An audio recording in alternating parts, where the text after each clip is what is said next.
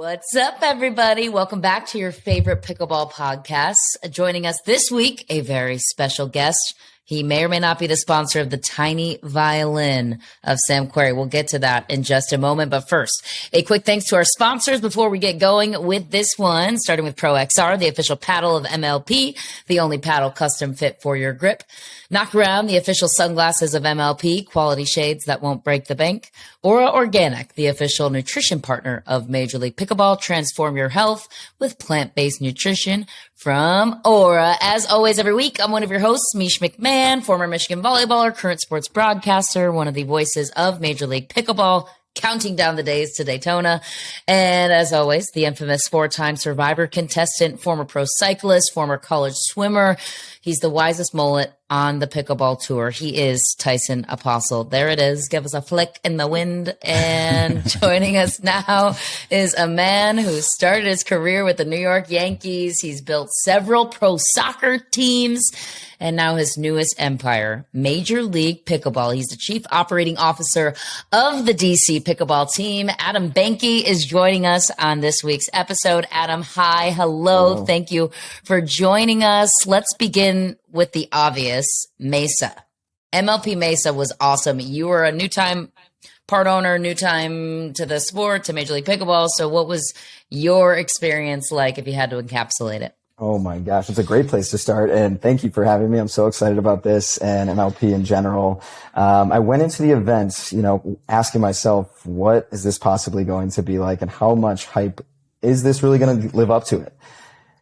1,500 people, I think, packed shoulder to shoulder at center court, was one of the most electric sports environments I've ever seen. And I tried to objectively take myself out of that and not be biased because I'm in love and obsessed with pickleball, just like a lot of people have found themselves falling into recently. But if you have any ounce of competitive juices in your body and you walk into that just not knowing what to expect and you sit down, you can't look away. It's so fast paced, so exciting. The energy, the music, the people, you just wanted to be there enjoying every bit of it. So I can't wait for Daytona. I'm already counting down the days. Obviously we have, some winning to do, hopefully in Daytona, and get some revenge, but so cool. We'll get to the winning here in a second. But if Mesa is the first time you've experienced this, how did you come upon pickleball? What made you and your group choose pickleball? Yeah. So, personally, my grandfather's been telling me about this for 10 years now. And if only 10 years ago we would have gotten on it. I know. And I called him the other day and I said, Grandpa, I got to tell you about what I just saw. Professional pickleball with 1,500 people around a court going absolutely berserk. I was like, is this what you have been doing for 10 years? Why have you not told me about this sooner? I was like, He's like, I have, grandson. You just weren't listening. Pretty much. Exactly. But then, we saw pickleball as such an interesting opportunity from a sports investment perspective. The group is involved in other things in La Liga with a team called Necaxa, New Zealand Breakers out in New Zealand, an esports team, and have had hands in other teams before. This one is so unique because it's just I know I'm drinking the Kool-Aid right now, but I honestly, just from an objective perspective coming into this, it crosses so many sections of our society. The fact that a 10-year-old kid can play against a 100-year-old person and it could be an even match, male, female, everything alike. That is fascinating. That is an awesome sport, awesome anything to be a part of. And the fact that there's professionals that are better than all of us at it, and that can show us kind of the path forward and be role models with the sport. It has so much potential, and it was a no-brainer for us to get involved. I love that. I mean, objectively, it's cool to see a 10-year-old girl excel at the sport. But when you get beat by a 10-year-old girl on the other side, it's for some reason not as uplifting for me. So let me tell you, my first ever pickleball match, playing against anybody competitively, it was against a 56-year-old woman in Columbia, Maryland, and she kicked my ass. I had no chance out there. She literally had me running back and forth, thinking, I was lost. I was like, this is amazing, and I need to keep playing more and more, and just so cool that it can span across all different ages, genders, the whole thing. It's beautiful. We need to start a spinoff side of this podcast of the most embarrassing loss you've ever had in pickleball? Because all of us have been humbled at some point. I would say, including the pros, when we start the sport. But I want to backtrack to the D.C Pickleball Club sending shockwaves through the draft when you picked Sam Querrey at number 1. Pickleball enthusiasts some were critical of the decision. Others loved it. Break us back through that decision-making process. Why Sam at number 1? What made him that choice? And then how do you feel about the choice now? Oh, we were just as excited about it today as we were the first time we thought about bringing Sam on. And it's gotten better every time we interact with Sam. He's an awesome guy. But we were like, why not be bold? I mean, there's only one chance to have the first ever pick in this draft. So why not go out and with a big swing and see what happens? I mean, you should have seen the interaction or the reactions from the people that were on the Zoom, the draft. Like, people were cursing immediately, like, whoa, what the, like, it's like, we brought in awesome. Sam, it's like, oh, that was that big of a deal. We almost didn't know how big of a deal it was going to be until we saw everyone's reactions. And it was like, oh, did we make a mistake? And then, you get to know Sam and start playing with him. And he's a competitor. We believe in him as just a competitor. He's going to get better every single day. What was the reaction when you're saying that? Like, the reaction, was it positive, negative, 50-50? What was it, just like shock? I think it was pure shock for most. And others were like, wow, this is actually happening. Because Sam had been talked about quite a bit. And I don't know if anybody realized or was sure if and when Sam was going to get drafted in that draft. But, I think Sam did a great job kind of marketing himself to the different owners. And you've talked to him about that before, where he kind of sent out teasers and videos and all that stuff. But I think it was mostly like, whoa, I didn't think he was going to go number 1. And like, Sam represents so much for that tennis to pickleball transition that, bam, doors open. It didn't take any time at all. Like, guns a-blazing, floodgates are open. Here we go. That's awesome. That's awesome. Has he given you any feedback as to where he's at now since event number 1? Yeah, so he's such a competitive guy, like super. The thing I love about Sam is he is so self-deprecating and real, but also super competitive. And so he rides that awesome line of just like being real and knowing where he's at, knowing that he has to improve and he wants to improve, but also just being like so cocky at the same time of like, I'm going to be the best player in a few months, no matter what. But I do think it was kind of a reality check. Like, okay, I do have some more work I need to put in and keep going. And I want to win here because I hate walking away, getting knocked out in the group stage. Like, we have to do better. We have to win. And he's working on it for sure. Cue the tiny violins as we promised at the beginning. We're gearing up for Daytona.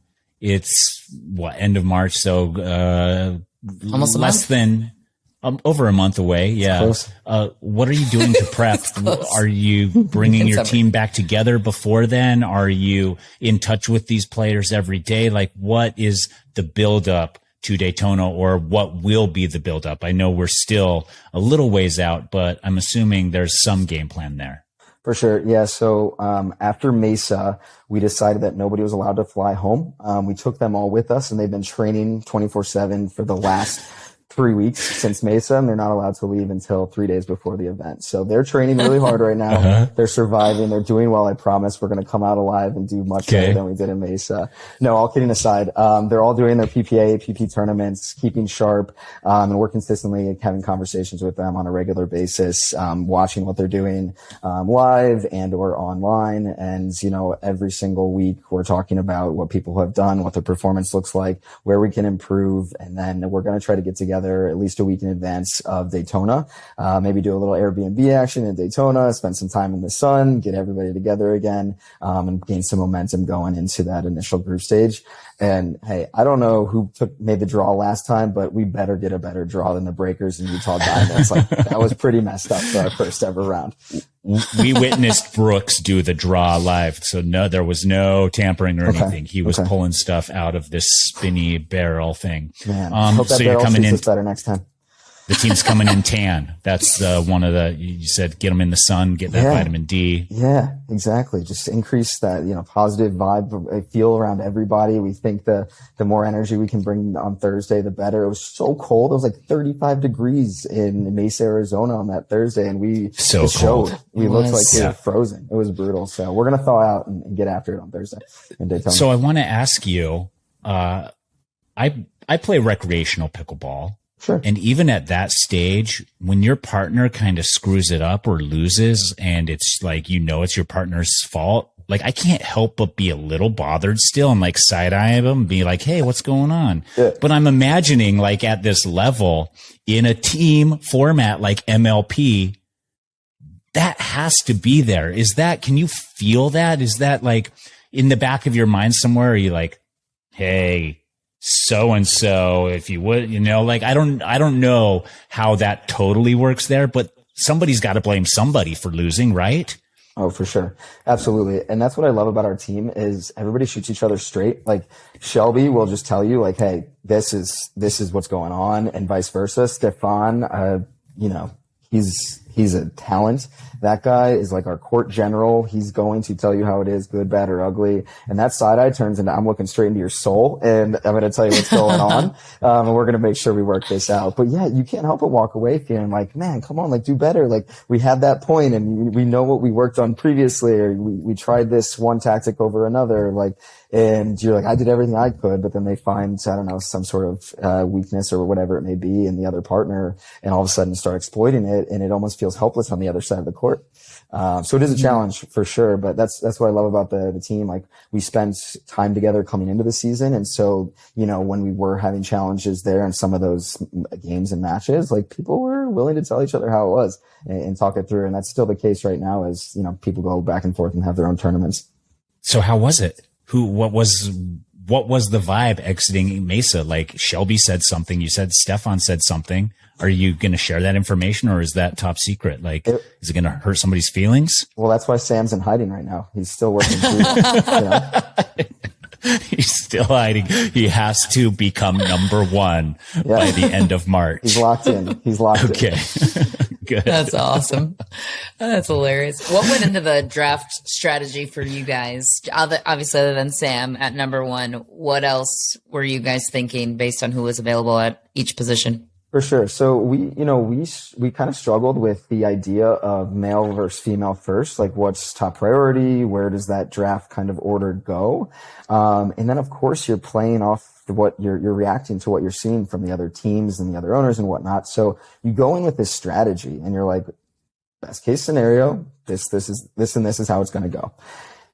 From pick number one, it all goes out the window. And now you're moving 100 miles an hour, trying to see what's happening next, predict maybe what the next person's going to do. And you have plan B and C kind of planned out as well, but then that just gets chucked out the window. So you might as well just light it all on fire and go in and really have to figure out one after the next, what's best available, how that works with the other teammates. If I pick a guy here and the other team picks the next best guy or girl, what does that mean for them, my subsequent picks? So it was really a good experience for us because I think most would have probably started by picking a really strong female and not taking such a risk on Sam.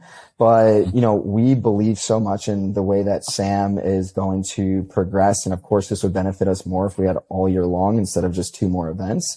But also, Sam just brings a lot of excitement to our team and our brand. So as we launch this, it's like, let's have some fun. Let's bring Sam into the mix. He's going to get out here and talk about D.C Pickleball Team and bringing the tennis world into the pickleball world. We want to be a part of that conversation, and we want to go on this ride with Sam together and see what happens. And so far, so good. It's been really, really solid. But the draft itself is intense. I mean, you get into that war room, and it just like they give you a few minutes, and it feels like it's 10 seconds. And so it's a place it's like a hot seat for sure for a full hour and a half. It's intense. Well, let's talk about that for a second. So you go in, you guys pick Sam very first, which probably to the relief of a lot of other teams were like, oh, I can still choose the person I wanted to choose now. 100%. We thought that, so that probably didn't cause like them to have to go back, but then each pick after that causes somebody to reshuffle their assessment of who they're going to pick. Exactly. Sam also coming from tennis probably isn't at this point during the draft doesn't have his finger on the pulse of professional pickleball as much. Who's helping you make those decisions on who's the second pick, who's the third pick, who's the fourth pick? Like, who was doing that for you? Yeah, so we have a guy named Daniel J. Howard, DJ Howard. He's been around the pickleball space for a while. He came in and helped us with the draft and was able to give us a lot of good insight on talent that he's seen for some time now in the tournaments, locally, et cetera. And that was kind of our pickleball wisdom that we were gaining from kind of the insider. Because as we found very quickly and as we expected, you get into the pickleball world and everybody knows everybody and everything about everyone as well, whether it's the gossip, the good, the bad, the ugly, from who's done what in the past, what trash talk they are dealing with and beef they have, to just like how this person performs next to me or across the court from me. So that was super interesting and has been a very fun storyline to kind of follow as we've gone to more of these events and talked to more of our players. I think you could do a whole like real world Major League Pickleball and it'd be a super successful show. So that might be you're right. I have some contacts with MTV too. What gossip have you been hearing? Give us the tea. You don't have to be in the hot seat, Adam. I would just pour it all out. Okay. I mean, have you heard anything about me? What have people been saying about me? Well, I was hoping you were going to say you're entering the shuffle draft here, and I don't know. Moves might be. Well, I also, if Sam keeps improving, you'll be able to select him for the Premier League in a handful of months, right? So this topic is super interesting, and I don't know to what level this could go to turning into a realistic rule that goes into the rule book here, but I would love the opportunity to have a player on your team that if they go from challenger to premier level rating, they stay with you. Or you have first right of refusal at least to that player. Because I can guarantee you Stefan is going to be in the premier draft. And it already hurts me to think that, like, I cry thinking Stefan's not going to be on our team in the second half of the season. Like, it's literally, like, I see a highlight of Stefan. I see a picture of Stefan. And I'm like, oh my God. I only have two more months with this guy. It's just so sad. You know, Yeah. two more events. That's all we get. And have you been talking to MLP about that? Like, let us keep the people that graduate to the Premier League? And that's what I love about the league. And that's what's so cool about starting a league and teams from nothing is that you have such a voice and an impact and a seat at the table. You know, most of us as humans appreciate having some impact or adding value to the world and having our voice heard. The MLP is like great to be able to do that with. You know, we all brainstorm ideas all the time. Of course, they're drinking from a hot fire hose, hearing from 24 different groups all the time, and maybe some interests don't align, but they're doing a good job working it out and listening at least and trying to figure out what's best for the competition structure for both short term and long term. I actually love that idea, honestly. Like, I haven't heard that before, but I think like it would be really awesome to see, you know, D.C Pickleball Club is in Premier League, second half of the year, and they take one or two players with them, and every team has that option to take their challenger players with them to Premier level. Definitely. Yeah. I think that, you know, like seeing Stefan go and play for the Hard Eights after we got knocked out in the group stage, we were watching every single one of his matches and games, and like he was great. And that was the first like moment that it hit me that Stefan's going to be wearing a different jersey in the second half of the season. And that's when I had to go, you know, talk to my therapist. Yeah. Well, really sad. Yeah. Hopefully we'll figure out a way. But I mean, worst case scenario, you're going to see Stefan at the events still. For sure. We'll give him a high five here, man. Let's talk about the supplemental draft coming up. For sure. So right now, and I have the dates and the outline here from Brooks Wiley, the commissioner of the league. Oh, yeah. The deadline for players to apply. So if you are a professional player above a certain level, want to put in your application for the Challenger supplemental draft, that's the end of this month, the 28th. Yep. And then they show you that list as owners on the 1st of March. And then you, as an ownership, must disclose confidentially the players you are dropping from your team, if any. Yes. So even if you wanted to tell us if you were dropping and who, you couldn't because of the confidentiality here. And then on the 3rd, you could if you wanted to. Just kidding. On the 3rd, the Major League Pickleball will take and the gossip. Stir the pot. But the people that are getting dropped from these teams are going to go into the draft again. So Major League Pickleball then goes to all the teams and say, here are all the players that were dropped from their previous team so that they're included there. And then you guys all get to pick. Are you looking forward to that process, dreading that process? What is going through team owners? Can you speak more in general based on just on being a team owner? It's tough. It's totally tough because, you think about it in a few different aspects. One, we have 2 events left in the first season before we redraft entirely and go to the premier level. So it's like, do you even take a risk dropping somebody and going to get somebody that might be better on paper perhaps, but has a terrible event in Daytona and was actually worse than the player that you may or may not drop? Or the inverse, do you roll the dice and look at somebody that may have a ton of upside and may knock it out of the park and just hit, grand slam that day, and they make the biggest difference for you? The other interesting aspect is what teams need who and is male or female and where they draft, because they flip it on its head. So Columbus, who had a tough showing, obviously in MLP, they are going to have the first pick. Going into Daytona. So they may get a major upgrade going into Daytona, which then where does that put them on the level of the playing field? And does that mean then we should make a move to maybe think we're going to have to keep up? Or do we stick with our status quo? We trust the team and we roll with it as is, thinking that even if they do find somebody that's an upgrade for them, we still are at a better place. We're still in a better place as our team, because I don't know, if we didn't get thrown into the group stage of death, perhaps we would have saw ourselves in the semifinals or the finals with the Utah, the Black Diamonds and or the Breakers. So there's a lot of nuances to it just based on what other people are going to be doing and who needs what at what time. And that's where kind of the chatter comes in, is like we're talking to our players, trying to hear what their perspective is. We're talking about it internally from an ownership group, and really just trying to get a pulse on who's looking for what and why. Well, and then I think also a very, very tricky aspect of this is who's going to drop players from their roster, because that can impact your decision a lot too. Like maybe you're not even thinking of dropping anybody, but a team drops somebody that you've always wanted or somebody that you saw played particularly well. And for whatever reason, it's a good fit for you. That only gives you a day or two to, make that decision. It's not like you can think about it for weeks and weeks. No. There's got to be people that are willing and able on on your program to make those decisions very rapidly. Definitely. And the toughest part is, from a personal perspective, we love our players. We've gotten to know all of them. Great people, great personalities.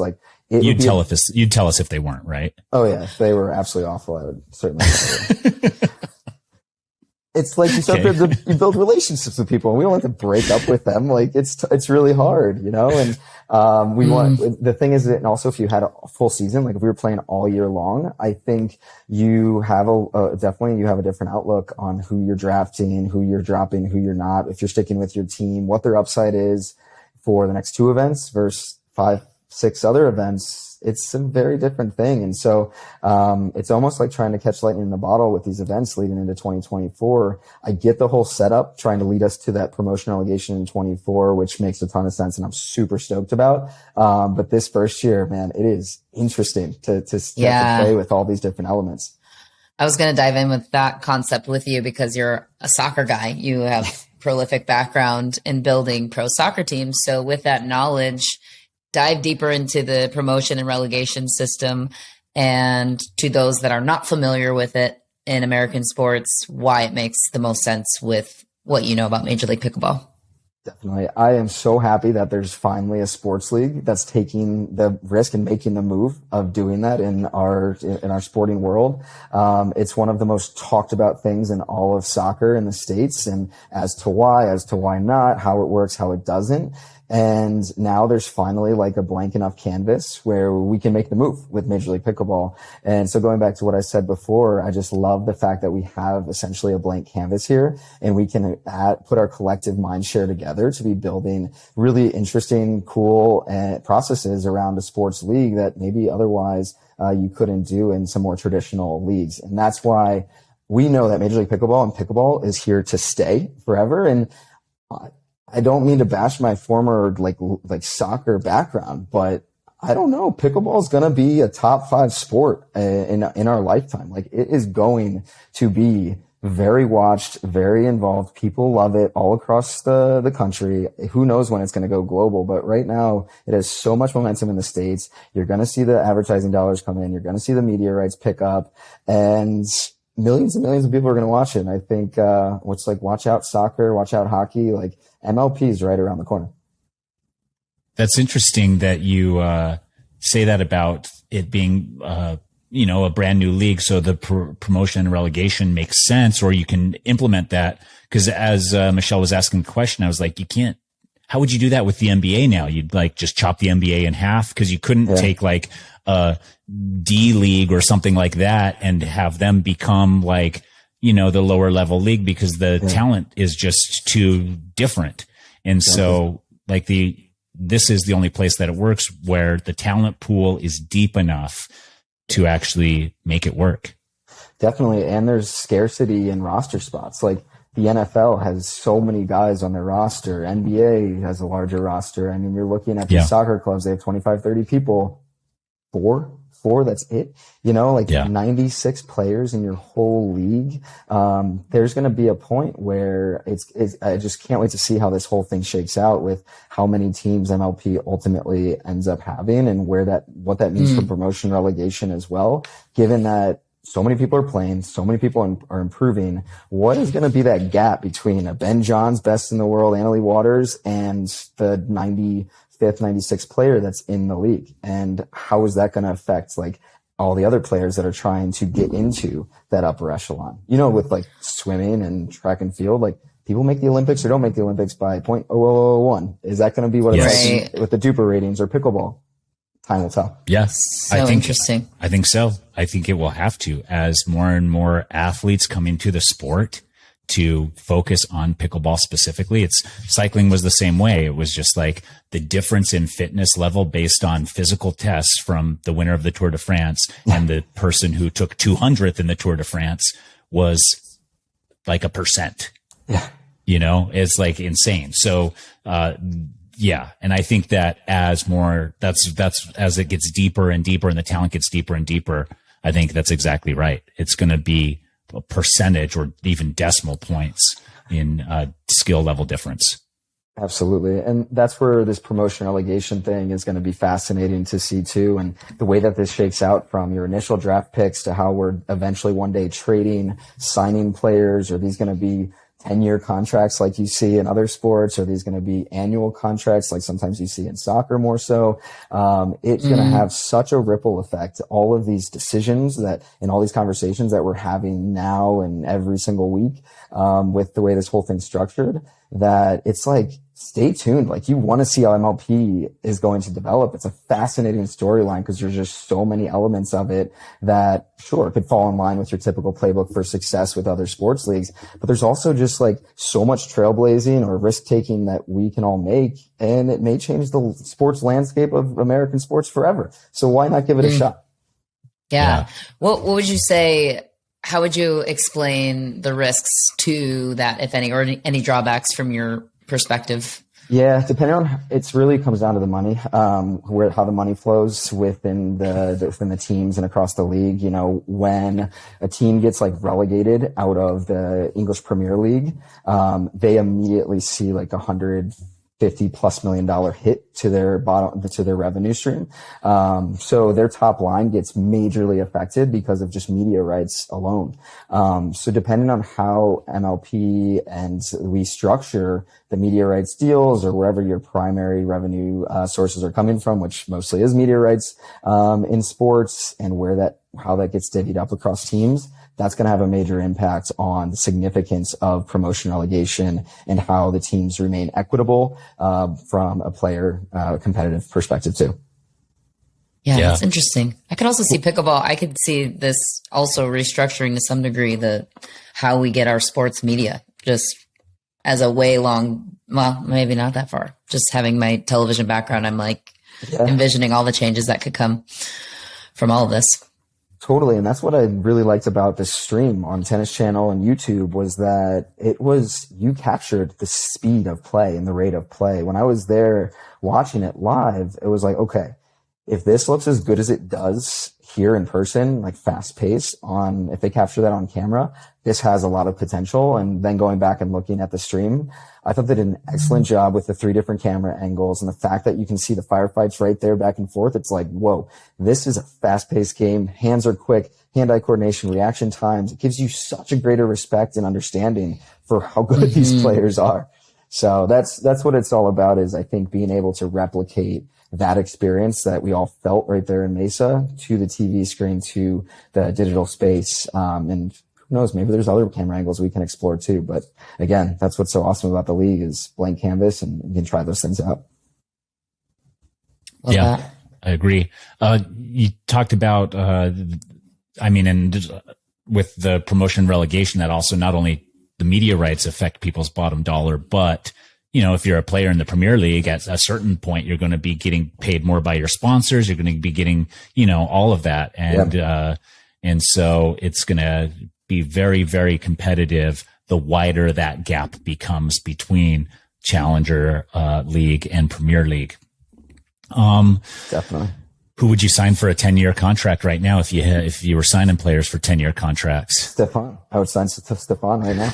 Okay. That guy has unlimited potential. He is so talented. He's just court general. His IQ's through the roof. His work ethic's ridiculous. And he is just he's meant for this sport. Have you heard this guy's background? He was an e-gaming champion back in 2006. I think it was Call of Duty. He drives a BMW on the racetrack in Austin, Texas. He's a race car driver. He was a tennis player, and he is an app developer as well. The guy has so many fascinating things that make him an athlete, a very intelligent person, and he also is extremely fit because of his CrossFit habits. So you have all these ingredients that go into this recipe for Stefan deserving a 10-year contract. And I also heard he manages D.C Pickleball Club social media. Is that correct? Yeah, that could be right. That could be right. Yeah. Sometimes, yeah, it's possible. Sometimes. That's why you see so much Stefan content. Yeah, it's all Stefan highlights. I didn't know any of that about him. That's very fascinating, because he has the eye-hand coordination with the esports. He has that fast reaction, and I don't know how to put it with the race car driving, but it's very fast reaction, reflexes. Yes. Very fast reflexes. Yeah. And then he also has the brain with the developing and all of that stuff, plus tennis. So exactly, maybe he is the total package. It sounds 100%. Like you're in love, Adam. It's a bromance. I apologize. You don't have to apologize for your feelings. We need to get a sponsorship for BetterHelp to get this guy a therapist. The worst part about it, the worst part about it is Stefan doesn't even know this. I haven't even expressed this to him. He's going to find out so when he listens to this. He's going to find out live, essentially, with us. Yeah. So Thank you so much for helping us break the news. This is exciting developments for the team. We got to get him on and dive into this interesting background of it. It's going to make you stronger. I know it's going to make the DC Pickleball Club stronger. Yeah, absolutely. And no, if anybody was wondering, I don't represent Stefan in any sort of way. He's not paying me under the table for any of these things. I'm not an agent of any sorts. He's just a talent, man. He's a great guy. So what is not to like? But he should pay you after this. Maybe he can help with the tiny violins for the rest of the team. Just put it into the donation jar. Yeah. No, you know who you need to hire as a social media manager is Sam Querrey's wife, because she's the brains behind the operation over there. So I'm just saying. Yes, 100%. She is very good at what she does. And Sam, I mean, he's a good actor too. It's a dangerous duo over there. I want to ask you, Adam, what is your role with the team like right now? You go to MLP Mesa. Yep.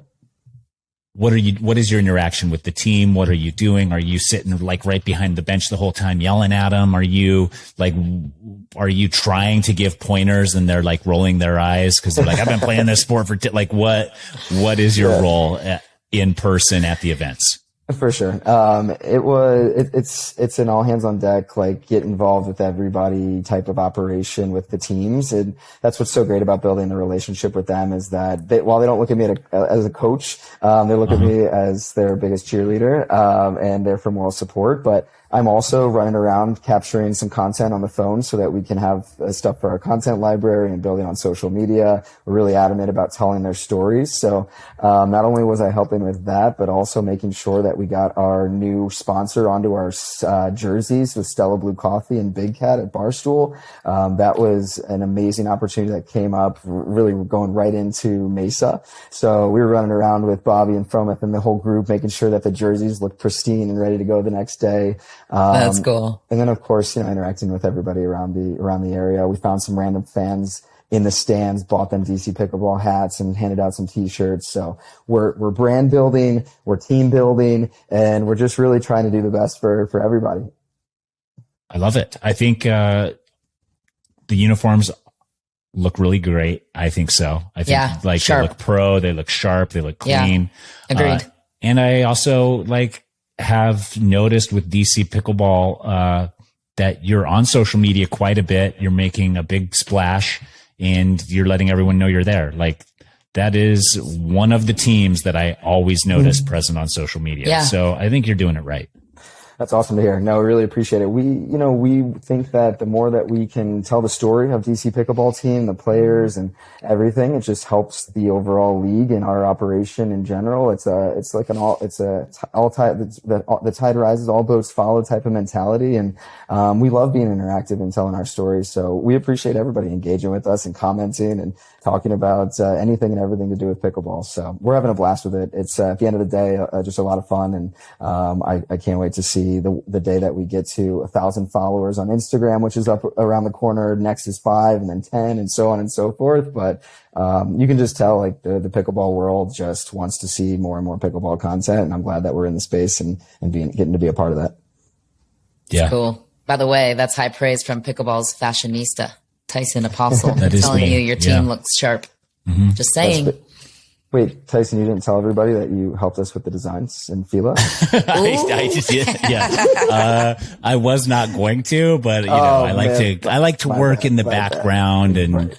But, I had nothing to do with that for the record. I don't want to take any credit, but it is a beautiful design.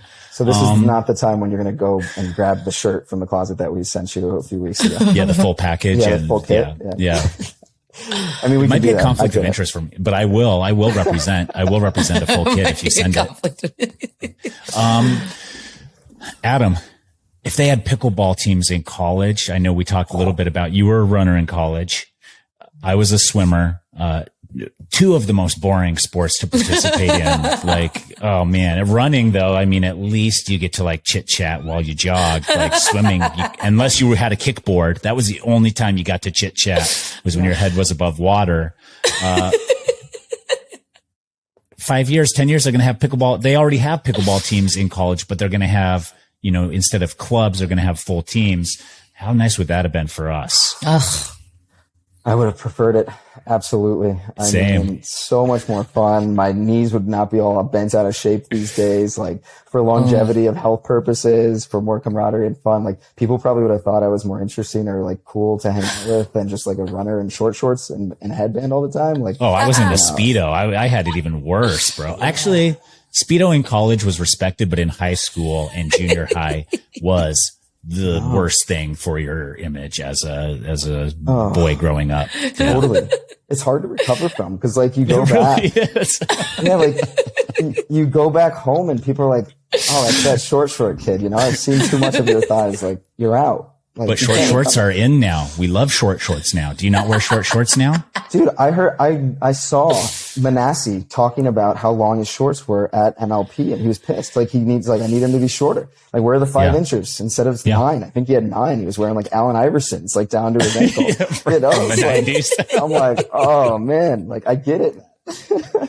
Yeah. Short is in, and we were trendsetters back then, Adam, because, in the late 90s, early 2000s, people didn't wear short shorts and it was frowned upon, but, we stuck to our guns knowing that you can only wear oversized clothes for so many years before people realize they don't fit.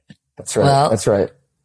There's time to bring the Speedo back, Tyson. Daytona Beach is just around the corner. Michelle, you beat me to it. Just have it MLP. Oh, is that what Adam wanted to? Okay. I was going to say, 100% agree. It's talking about getting tan and bringing the good, vitamin D. Like, you might as well shorten those Steelers shorts and see what happens. Do you think I can get a 6-pack in 6-7 weeks? I don't know if I can. It doesn't matter anymore. No, it doesn't matter. Yeah. Dad bod all the way. People love the rock it all the way to the ocean. It's true. But that's the thing. Like, I'm just I dare stuck. you. I'm You stuck won't. in between. Yeah, I won't. I'm stuck in between where it's like, I'm not in shape, but I'm not like out of shape enough to be hilarious. Yeah. I I don't think you're Right. ever going to be out of shape. It's not in your frame. Yeah, you haven't seen me with my shirt off, but like I just But you're right. upsize. I haven't seen the Speedo test. I upsize my shirts purposely, and people are like, "Oh, you lost weight." I was like, "Nope, I just went to a large instead of a medium." It's a trick. Oldest trick in the book. Oldest trick in the book. Genius. Works every Really time. smart, Adam. Yeah, and you can follow me on Twitter or Instagram for recipes or life hacks like that. Life hacks like that. Yeah. Man. And the potato witchcraft, Yes. Yeah. which Adam doesn't know about yet. It's okay. He doesn't You know go about back. that. My wife put potatoes on my kids' feet, because she read on Instagram that heals illness. I've heard it works. I listen.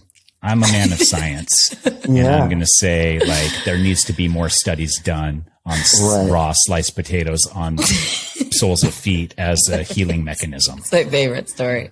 Definitely. I mean, I appreciate, For sure. Adam agrees. Yes. but I appreciate the effort. I mean, I can't knock the effort. I have a friend who recently had their first child, and they were telling me that parents will do desperate things to make sure Anything. their kids are healthy and sleeping and all this Yes. stuff.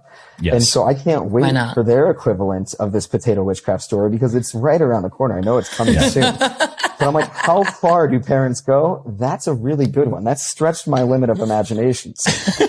The bar has been reset, in my opinion. I can't wait to see this next. I wish we had a graphics team that could build us a graphic of Tyson's new getup for MLP Daytona Beach to have potatoes strapped to his feet in the MLP Speedo and whatever else colorful accessories he I chooses have to do bring. all of that. Oh man, I might not come to Florida if I have to do all that. I was going to say, You this should go. got out of control quickly. I didn't Yeah, realize I know, it sorry. to all these things, you know? I didn't, Adam. I didn't think I did. I'll have to read the fine print on what I'm supposed to do here. You know, the question is like, why even deal with a shuffle draft when you can just wear the shortest shorts possible, distract the opponents, and probably get some more points? Genius. Like, you don't You're have to deal welcome. with it. So, boom. Philo will be Yeah. sending us the shortest shorts in pickleball history this week. Get it done, and watch out for D.C Pickleball Team in Daytona. Yeah, and Done and done. with Sam Querrey being 6'6" and wearing short shorts, you know how much thigh is going to be showing? It'll basically be a Speedo. 80% of his thigh will be showing. He is a lot of leg, isn't he? If you like break Yeah. down the body, it's like a lot of leg. Yeah. I think that works in our favor. And that will conclude this podcast. Follow us on our other podcast to listen to the rest of the Sam Querrey's measurements. thigh breakdown. assessment of- Yeah. Adam, thank you so much for being here. Any closing thoughts or anything we missed that you want the world to know? No, just thank you so much for getting involved with pickleball, Major League Pickleball. So excited to be a part of this. Thanks for following the team and our story. And we're just so pumped to be able to, move this operation along and hopefully help make pickleball one of the greatest sports of all time. So here we go. Thank you. Amen. See you in Daytona. And yes, Amen. definitely. Will, do you have off the top of your head the social media handle for DC Pickleball Club? Of course, DC Pickleball Team on Instagram, DC_pickleball on Twitter, and D.C Pickleball Team on TikTok. And I've been calling it club this whole time, and you've never corrected me once. It's team. Yeah, it's team. Here's the secret Yeah. behind it. I think I got that wrong too. Oh, it's okay. Here's the thing. DC Yeah. Pickleball Team, it took a lot of brainstorming to try to figure out what our team name was going to be. We were DC Dash, DC Dive, DC, all kinds of things. But why were we going to pick one just like random name out of the hat when we could just keep it simple, DC Pickleball Team and leave it open for maybe a future rebrand where we do a little crowdsourcing with the community. So doors still open on that. So I get the DC Pickleball Club. We just didn't want people to feel like it was a club you could sign up for and just like have a membership to. But DC Pickleball Team was strategic. We're a team and now there's the potential for it to be something new and fun and catchy down the road once we're in the premier level and never getting relegated. Yes, never ever. Always staying in the top level, top echelon of the sport. And I'll be probably texting you every day, Adam, with a new mascot or team name, just as they pop into my head. Perfect. Okay. We'll put it on the whiteboard. Can't wait. Yeah, you've got a whiteboard in your office. Okay, perfect. And that concludes Inside Major League Pickleball. Go ahead and follow Major League Pickleball on all major social media outlets. You can go to majorleaguepickleball.net to rewatch anything you may have missed in Mesa. And you can also follow along through their newsletter, all of the news and happenings, as well as subscribing to this podcast. That does it. See you next week. Bye.